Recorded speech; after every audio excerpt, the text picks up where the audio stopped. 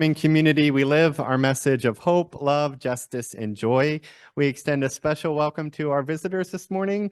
We're really happy that you've joined us, and we'd love to get to know you better after the service. If you haven't already stopped by the newcomer table in Robinson Lounge, please do so.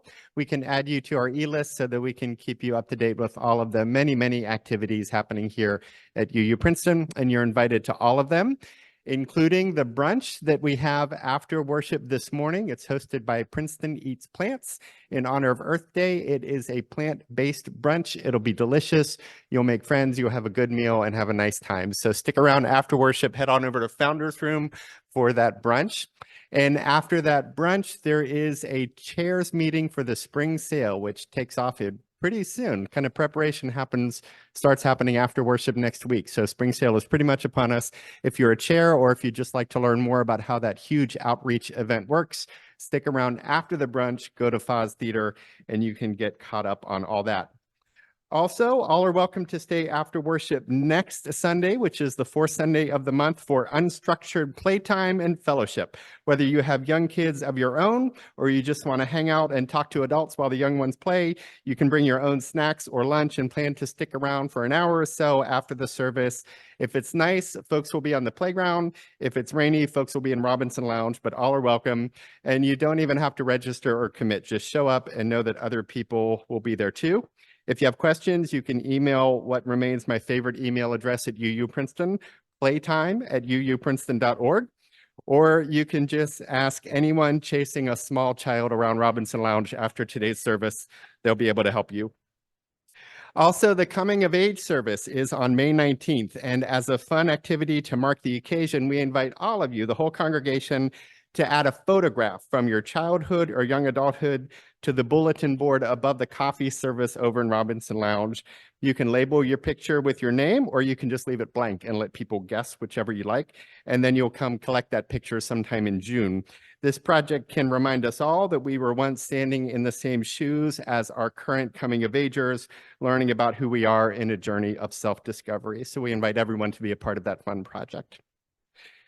And now, with mind and heart, in reverence and joy, let us be together for this time of peace.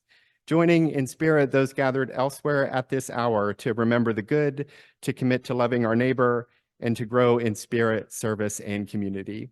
Come, let us worship together.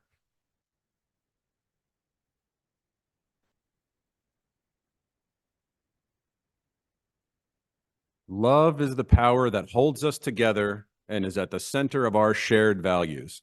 We are accountable to one another for doing the work of living our shared values through the spiritual discipline of love. Our meditation this morning is in 4 voices. I want to thank John and Elisa and Benny for being a part of the meditation. And as we enter that space, I invite you to settle into your seats, relax, maybe let your eyes fall closed, take a few nice deep breaths, and let us create together this space of meditation.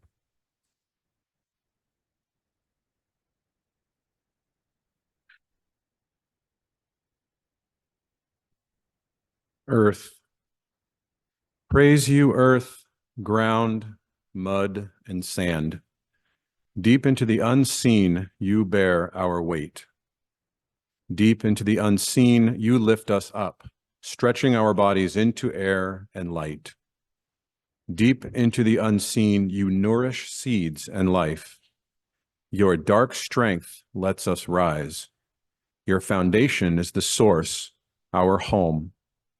While sun and moon touch us from afar, while stars enchant from centuries away, we sink our hands into you now and know you as touch. You are here, holding, feeding, bearing, and teaching the truths of balance, foundation, and home. Praise you, earth, ground, mud, and sand.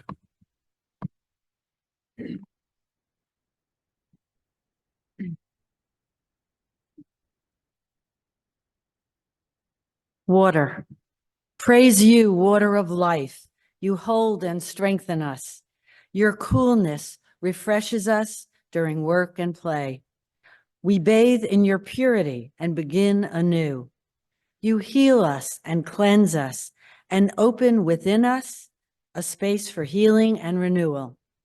You come forth from us in tears of love, loss, and laughter during the most important moments of life. Your rain reminds us of an infinite sky, and your snow covers life deep underground. You bring us to each other at lakes and oceans where we swim and submerge our bodies in yours. Without you, we would perish, but with you, we play and bathe, live, and are held. Praise you, water of life. You inspire and strengthen us.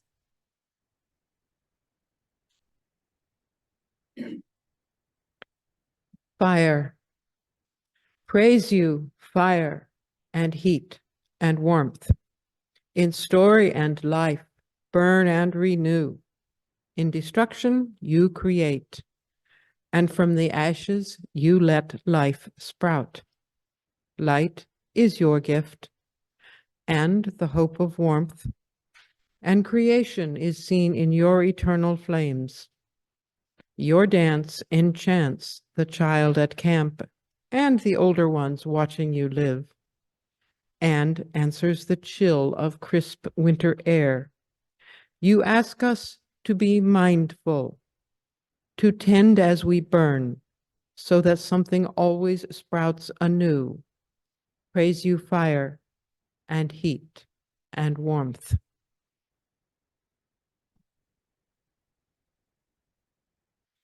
Praise you, air, for you fill us with life. We inhale you to find peace and breathe you out to engage the world. You fill us in laughter, which shares our joy.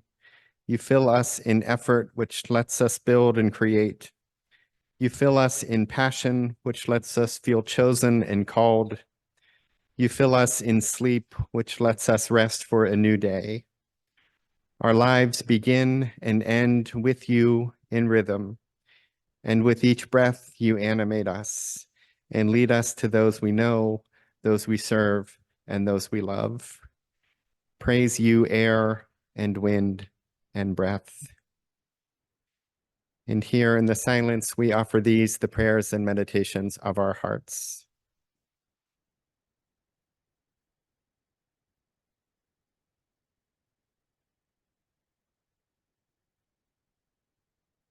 May it be so, and amen.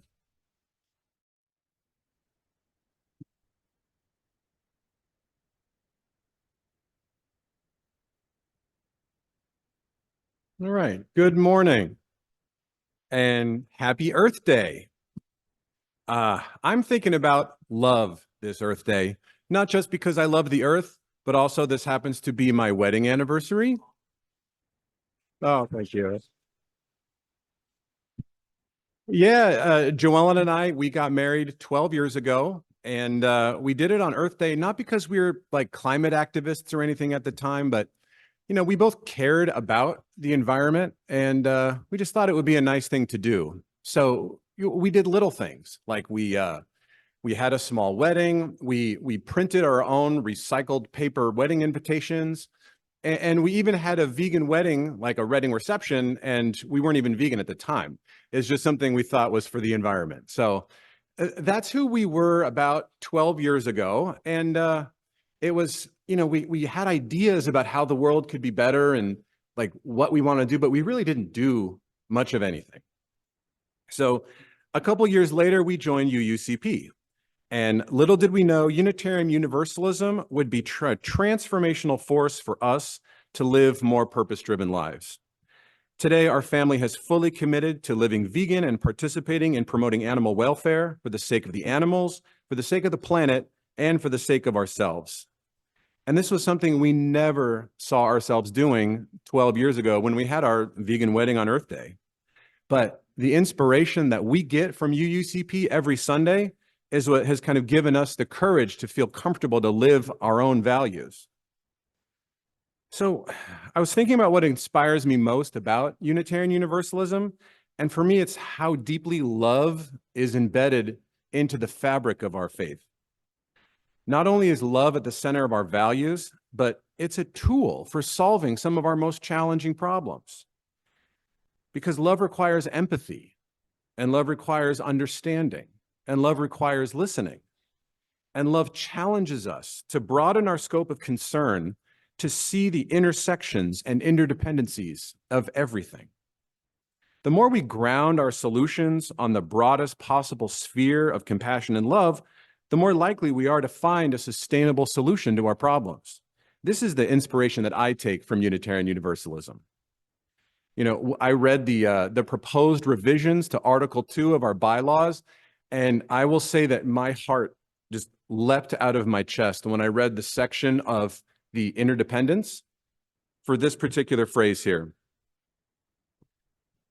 We covenant to protect Earth and all beings from exploitation. We will create and nurture sustainable relationships of care and respect, mutuality and justice, and we will work to repair harm and damaged relationships. As vegan parents raising vegan kids in a non-vegan world, I'll admit that it can be really tough. It can be lonely. It can be emotionally draining. I know we're annoying to go out to dinner with all our friends. But knowing that the core values of our faith actually directly address our responsibility, both to our planets and the animals we share the planets with, and that we as a faith are committed to repairing the damaged relationships, that makes me feel like our values have a home here, like our family has a home here. And it helps me be able to actually envision that brighter future that I know we all want. I know a lot of us have a heavy heart on Earth Day because this damaged relationship can seem like it's beyond repair. But Unitarian Universalism makes me believe that there's hope for love-centered solutions to these problems. There is a growing segment of the scientific community making the argument that our current system of industrialized animal agriculture has a profoundly worse impact on the climate than even the big villain of the transportation sector.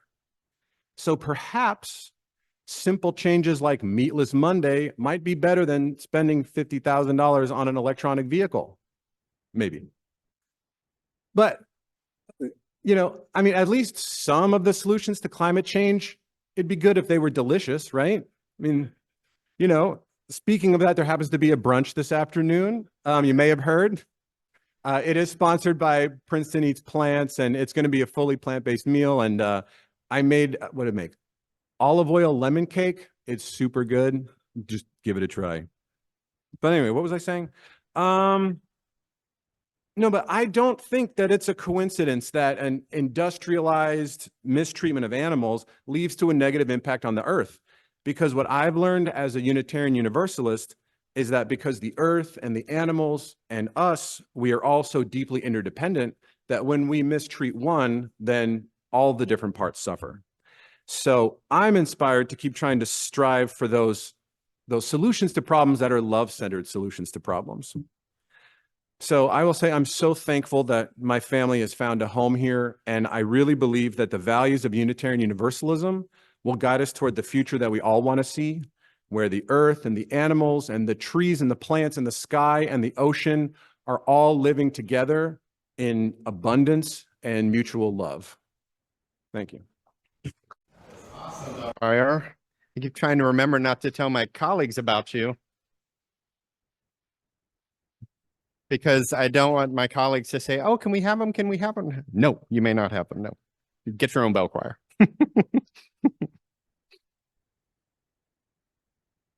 There's an old story of the Buddha traveling down a path alone when he is accosted by a well-known bandit. The bandit wants to prove his strength and increase his fame by destroying the Buddha. So he pulls out his sword upon meeting the enlightened one and prepares to slay him.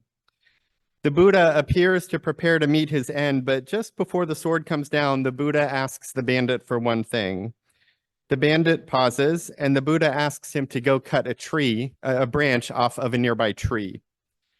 The now curious bandit does so and returns with the severed branch and hands it to the Buddha. Now what? He asks. Now reattach it to the tree, the Buddha replies. That's impossible, the bandit says. No one can reattach what has been severed. But that would be real strength, the Buddha replied. Anyone can destroy. It's very easy. But only the truly strong can heal what has been harmed. Most versions of that story, and there are many more or less, end there, but the Buddha's story does not end there, so one can assume that the bandit decides to learn and let live rather than do the Buddha in.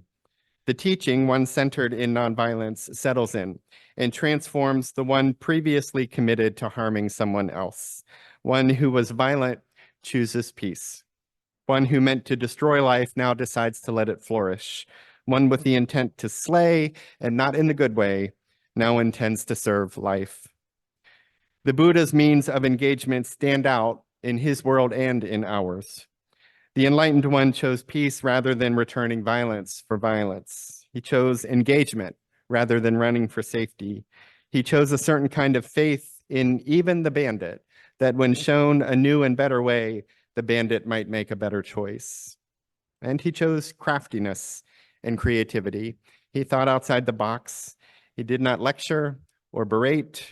Instead, he evoked a kind of drama, drawing the bandit into a potentially destructive narrative, which helped him see better his role and other roles in the larger story.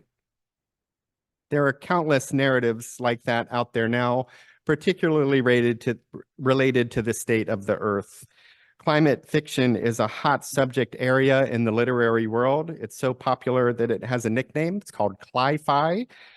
It's what climate fiction genre is sometimes called. It's like sci-fi. And much cli-fi is also science fiction, meaning that it's really sci-cli-fi. Octavia Butler is one of the most well-known writers in this area. She passed away in 2006, but not before writing Parable of the Sower, a futuristic novel written in 1993, but set in a future world largely destroyed by climate change, widespread crime and income inequality, and just god-awful political leadership. In that future world that this 1993 sci-fi novel imagined starts in the year 2024. It centers on the story of Lauren, a prophet-like figure whose somewhat safer gated community is crashed. Most within are killed, and she must make her way in a hostile human and natural world to safety. She does so, building a following as she goes and creating a new religion called Earthseed, who believes, among other things, that remaining Earthlings will need to start life anew on a different planet. The novel is really good and more or less ends there, but is followed up with Parable of the Talents, and more were planned in the series, but Butler never quite got to them. She was only 58 when she died, but she was quite prolific and very celebrated in her genre while she lived. She won Hugo and Nebula Awards and was the first sci-fi writer to win a MacArthur Fellowship. And she was definitely a trailblazer as an early woman in general and African-American woman in particular to break through in the science fiction genre. And many works today of print, small and large screen, set themselves in similar worlds as Butler's, those falling apart or destroyed by environmental destruction and other things. Apocalyptic or post-apocalyptic settings abound, and the reasons for the destruction are often several and highly intertwined. War, inequality, environmental destruction, crime, the breakdown of civil society and of nations of laws who seek peace within their borders and globally. All of these fall apart in the apocalyptic genre. It's nothing new. The book of Revelation itself is in this genre, as is the Left Behind series it inspired over 2,000 years later. Much of the new fiction can be read as secular rewrites of older religious apocalyptic imaginations. The difference being that we can see the science unfolding before us now in ways the ancients couldn't have imagined. We can measure and know the state of the earth, and respectable forecasts head in only one direction, toward further destruction, inequality, famine, and war over resources, although various timetables vary. For most of those we look to for guidance, our trajectory toward more extreme climate change, leading to more extreme breakdowns in the ways we've become accustomed to living, has already begun. The questions are only how far will it go, how much of it can we still abate, and whether or not technology will save us. For Butler, that saving technology included travel to another planet, fueled by faith developed in this new religion. Though the year of Butler's apocalyptic imagining is upon us, none of us should pack our bags for another planet. Neither can any of us expect to be among the chosen few to rocket off to a new planet in the 2021 film Don't Look Up, which uses a comet destroying the Earth as a thinly veiled metaphor for apocalyptic climate change. In that movie, a few escape the doom to start anew on another planet. That won't be any of us either. We are here, living in the created world that we are recreating in ways small and large every day. And while the future can seem dire, we nonetheless have the strength to live our daily lives in ways that are more sustainable. We can eat, shop, travel, and live in ways that slow the growth of climate change or that counter it. We can, when we have the means, spend our resources in ways that grow industries of sustainability. We can teach our kids the values, and then our kids can often teach us the best ways of living lives actively aligned with those values. In this way, we grow in the spirit and ethic of sustainability ourselves. We practice what we preach, and we live as we learn more and more, and we leave those legacies for those to come and to build upon. This inner daily work is essential for us to live with integrity, particularly if we find ourselves more drawn to activism or political solutions. That political engagement is every bit as important as our daily choices. Elected leaders at every level must know that reversing human-created climate change and increasing sustainability are issues that greatly inform our voting. For some, this means writing letters and making phone calls. For some, it means rallying and marching and drawing lots of attention to the issues. For some, it means causing the good trouble that the late Congressman John Lewis spoke of in terms of activating the kind of collective moral conscience that makes good change in the world. For some, it's all of these, to write, march, and cause a ruckus, but most are more drawn to some contributions than others, and that's okay. As Rumi wrote, there are 1,000 ways to kneel and kiss the ground, but that doesn't mean that we have to kneel and kiss the ground in all 1,000 ways. Each has their way, and if it's a way of peace and compassion and sustainability, then it's all blessing. Just some are loud and some are quiet, some attention getting, some are private, but all are blessing. But the activism has to be rooted in a daily practice and in projecting a future where that practice is taught and becomes a habit. It's both the practice and the advocacy. That's the way of integrity. The daily and inner work of subverting climate change in our homes and families, and the broader work of connecting with others and growing coalitions that can unite in a common effort, even when we utilize different means. Advocacy without practice is hypocritical. Practice without advocacy is self-absorbed. Both together can create what can deepen within us a spiritual sustainability and grow among us a collective practice toward building a better world, which in my exposure to them anyway, often seems to be lacking in today's cli-fi genre. Most of the endings are of a small group of survivors etching out an existence against all odds. There are exceptions to this. Kim Stanley's The Ministry for the Future is an example that has a different kind of ending. And there are many books in this genre that I haven't read, so I'm sure others end up with more than just a small elect few surviving. But from the Mad Max franchise that I grew up with, to Cormac McCarthy's The Road, to Andrew Kerouac's The Bear, the post-apocalyptic survivors are usually few and far between. By the end of The Bear, the only characters are animals. It's an outstanding book, but no one lives, which will never fuel a larger movement of sustainability that ends climate change. We must imagine and speak and create a different future, one that might not fit the cli-fi genre, but one that will inspire people to live personally and publicly in ways that promote care of the environment. It may make interesting reading and good films, but our religious imagination must be broader than only a few survive at the end. We have never been a faith of the elect and the unelect. Universalism disallows that division.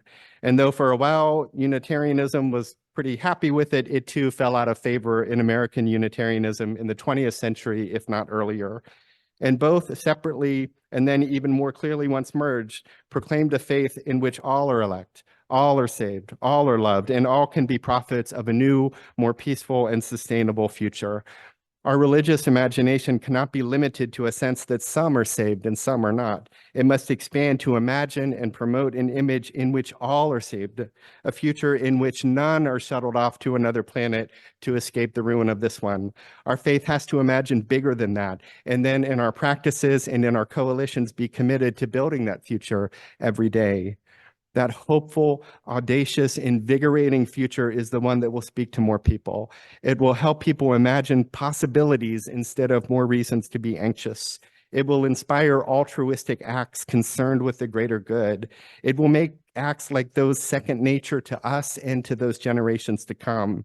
And rather than feed senses of despair and scarcity, which never leads to communities made more beloved, it will feed a sense of individual and collective agency.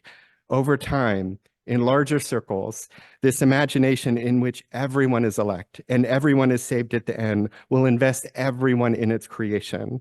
It will seed and grow the good instead of the desperate. It will eradicate the myth that there isn't enough for everyone. For as our forebears proclaimed in religious climates obsessed with the image of this narrow band of God's love only saving some but leaving most behind, so too must we proclaim a gospel that imagines a better future for everyone, that leaves no one behind, that would lead us to choose to stay right here on earth and engage in the good trouble of building a better world rather than rocketing off to a new planet. Our faith proclaims that all are loved and none are lost. So too must our proclamation this Earth Day and every day be that care of the earth is the concern of us all. It blesses us all. It allows us all to live and love. And in our daily lives and in our collective efforts, we can find strength in that universalist tenet that proclaims that love heals what others have wounded, and that whatever salvation is, it's salvation for all. We're all in this together in the one planet we have from beginning until the end. And for each day in between, we can live in that sacred, prophetic, and personal space of strength and calling and this sense of unrealized, unimagined possibility. The fiction is compelling, but our faith can only imagine one future, an inclusive one, in which all are saved, all are here, and all are worthy. May it be so, and amen. At the end of our hour, knowing that His light carries us until we have everything. Go forth grateful for the moments before you, the breath within you, the people among you, and the Spirit guiding you toward lives of love and kindness. And go forth knowing that you are held always and always with everyone else by that great love of no beginning and never ending. Go in peace, and amen.